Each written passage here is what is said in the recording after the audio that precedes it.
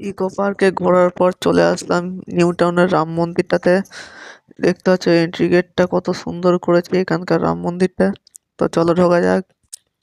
এই ঢুকতেই যে ডান দিকে যে হনুমান মন্দির, হনুমানের মূর্তি আছে। দেখতে দেখতে আরো এগিয়ে যাচ্ছি। এখানে ঠাকুরের কোনো অভাব নেই দেখলাম এই মন্দিরটাতে।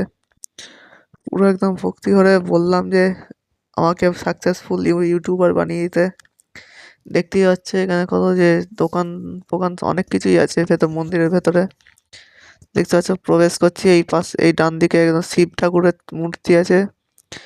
দেখতেই পাচ্ছ শিব ঠাকুর এটা। শিব ঠাকুরের পরে আমরা মেন মন্দিরে ঢুকছি। তো চলো যাওয়া যাক মেন মন্দিরের ভেতরে। এই বাঁ দিকে জুতো খুলে ঢুকতে হয় এই মন্দিরটাতে।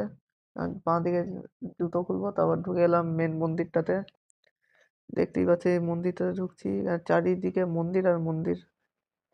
চলো এবার মন্দিরের ভেতরে একটা কীর্তন চলছিল, প্রেসরাও এসেছিল দেখতেই পাচ্ছ। প্রেস রিপোর্টারদের ক্যামেরা ফ্যামেরা সব এখানে ক্যামেরা ভিডিও ভিডিও হচ্ছে, লাইভ টেলিকাস্ট হচ্ছে এই কীর্তনের জন্য। দেখতে পাচ্ছ এটা হচ্ছে ঠাকুরটা। এখান থেকেই প্রণাম করে নিও তোমরা সবাই। তো চলো যাওয়া যাক, এবার নেক্সট মন্দিরটাতে যাওয়া যাক। দেখতে পাচ্ছ এবার নেক্সট মন্দিরটাতে চলে এলাম। এখানে অনেক মন্দির আছে, আমার কাছে নামটা অত মনে নেই কোথায় কোনটা কি ঠাকুরের নাম বলে, কিন্তু ঠাকুর আছে। তো ওই দর্শন করে এলাম পুরো ঠাকুরটাকে। দেখতেই পাচ্ছ কত রকমের ঠাকুর আছে। আমি এখানে একটু দান করে আসলাম 1 টাকা।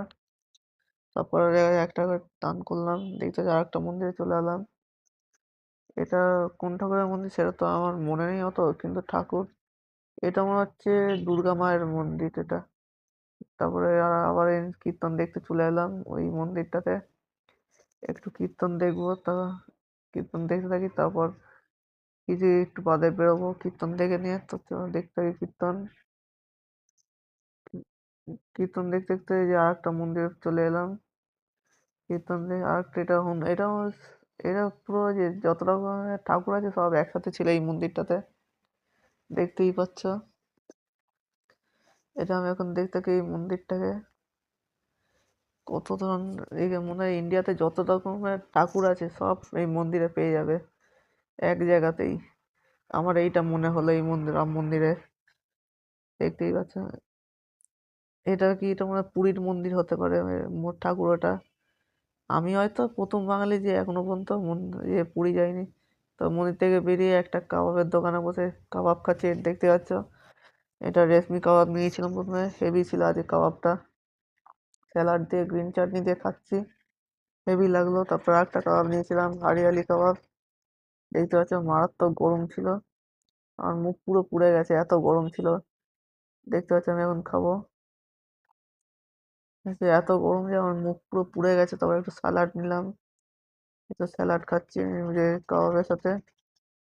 হেভি লাগলো আজকে কাবাবটা। তো আমি খেয়ে থাকি এখন। এখন সব ঘোরা শেষ, এখন বাড়ির দিকে রওনা দিই। তোমরা ব্লগের জন্য সোশ্যাল মিডিয়া শেয়ারকে লাইক শেয়ার ফলো আর সাবস্ক্রাইব করতে ভুলো না। বাই।